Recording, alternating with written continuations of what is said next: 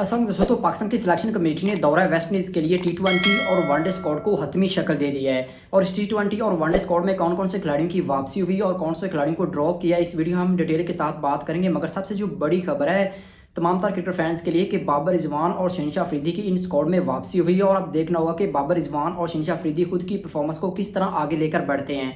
मगर ये Pakistani head coach mic Hesson का सबसे बेहतरीन डिसीजन है कि पाकिस्तानी जो नौजवान क्रिकेटर के बाद जो ओल्ड क्रिकेटर और एक्सपीरियंस क्रिकेटर को इस स्क्वाड में शामिल किया है, वो सबसे बड़ी खबर है। और यकीन मानिए कि टी20 वनडे और इसके अलावा टेस्ट टीम की जो हमारी कारकर्दगी है वो बदतरीन इस वक्त कारकर्दगी है। लेकिन माइक हैसन का जो एक्सपीरियंस है वो इस वक्त जो स्क्वाड के हवाले से काफ़ी बेहतरीन हमें नजर आ रहा है। और पाकिस्तान की टीम यकीन मानिए कि जो टी20 स्क्वाड है या फिर वनडे स्क्वाड है वो दौरा वेस्ट इंडीज़ में काफ़ी बेहतरीन परफॉर्मेंस दिखाएगा। मगर सबसे जो बड़ी खबर है वो बाबर आजम के बाद मोहम्मद रिजवान के हवाले से हम सोशल मीडिया पर या फिर मुख्तलिफ टीवी चैनल्स पर देखते हुए नजर आते थे कि शायद पाकिस्तान की सिलेक्शन कमेटी दौरा वेस्ट इंडीज़ में वनडे स्क्वाड से बाबर आजम को भी ड्रॉप कर देगी, जबकि मोहम्मद रिजवान से कप्तानी भी छीन ली जाएगी। यानी कि पाकिस्तान की सिलेक्शन कमेटी ने सबसे बेहतरीन ये डिसीजन किया है कि मोहम्मद रिजवान को वनडे का कप्तान मेंटेन रखा है। लेकिन अगर सबसे बड़ी जो बात है वो टी20 स्क्वाड के हवाले से अगर हम बात करें तो ओपनिंग करेंगे सैम अयूब और फ़खर जमान करेंगे। अगर हम मिडल ऑर्डर के हवाले से बात करें तो मिडल ऑर्डर में सबसे बेहतरीन खिलाड़ी होंगे वो सफदर फरहान होंगे, इसके अलावा मोहम्मद हारिस होंगे, सलमान अली आगा होंगे। अगर हम ऑलराउंडर के हवाले से बात करते हैं तो फ़हीम अशरफ और खुश दिल शाह को ऑलराउंडर के तौर पर रखा गया। मगर सबसे जो इससे भी बड़ी खबर है वो हुसैन तलत के हवाले से है। दौरा बांग्लादेश में हुसैन तलत को तीनों टी20 मैचेस में मौका नहीं दिया गया, मगर इसके बावजूद पाकिस्तान की सिलेक्शन कमेटी ने एक मरतबा फिर इनको दौरा वेस्ट इंडीज़ में टी20 और वनडे स्क्वाड में जगह दे दी है। और अब देखना होगा कि हुसैन तलत की जो परफॉर्मेंस है वो किस बुनियाद पर आगे बढ़ती हुई नजर आती है।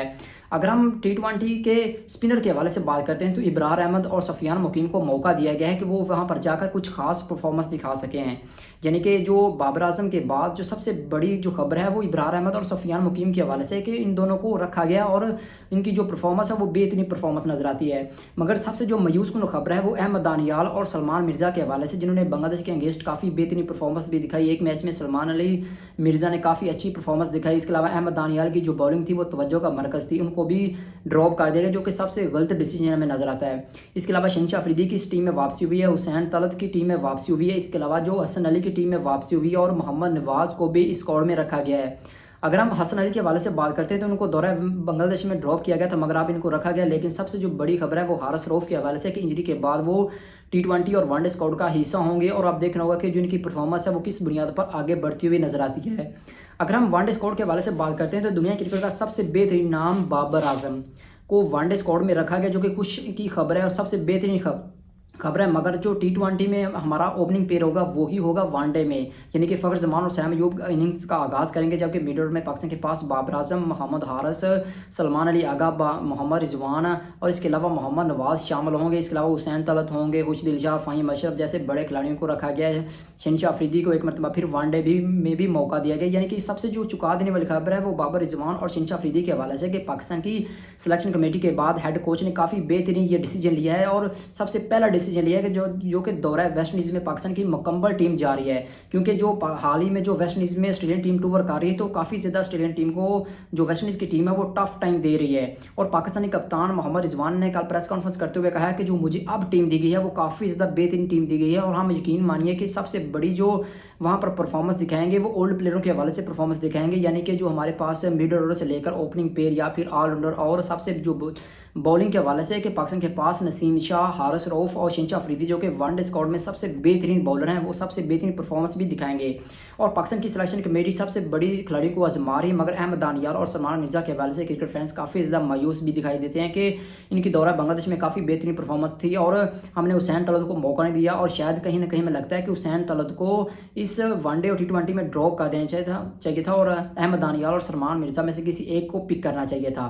लेकिन अब देखना होगा कि फ़खर जमान के लिए सबसे बड़ी जो खबर है वो फ़खर जमान के हवाले से कि दौरा वेस्ट इंडीज़ में इनकी जो बैटिंग है वो फ्लॉप होगी, जिसके बाद अब इनको एक और मौका दिया गया। अगर यहाँ पर भी ये परफॉर्मेंस ख़राब देते हैं तो फिर इनकी जगह कोई नहीं बनती और पाकिस्तान की सिलेक्शन कमेटी को चाहिए कि इनको ड्रॉप कर दिया जाए, इनकी जगह किसी और को ओपनिंग लेकर आया जाए। मगर अब देखना होगा कि मोहम्मद नवाज़ की जो परफॉर्मेंस है वो भी एक तवज्जो का मरकज़ होगी। इन्होंने भी बांग्लादेश के टूर में कुछ खास कारकर्दगी नहीं दिखाई। जो हमारा बैटिंग कार्ड है वो मुकम्मल तौर पर एक्सपोज हो गया। जो लास्ट हमने बांग्लादेश को T20 हराया वो 2 बंदों की बैटिंग पर हराया, यानी कि साबिक़ अफ़गान के जो 63 रन थे वो भी काफ़ी ज़्यादा बेहतरीन थे। इसके अलावा जो सैम यूब की बैटिंग थी वो तवज्जो का मरकज़ थी और मोहम्मद रिजवान के लिए भी ये सबसे बड़ी सीरीज़ होगी कि वो अपनी सीरीज़ को जीत कर अपना नाम आगे बढ़ाता हुआ नजर आए। मगर पाकिस्तान के लिए इस वक्त खतरे की घंटी ये बज रही है कि मोहम्मद रिजवान को इस सीरीज़ के बाद हार जाने की सूरत में वनडे की कप्तानी से दस्तबरदार कर दिया जाएगा। अगर T20 की सीरीज़ हम हार जाते हैं तो फिर सलमान अली आगा से भी T20 की कप्तानी लेकर किसी और को दे दी जाएगी।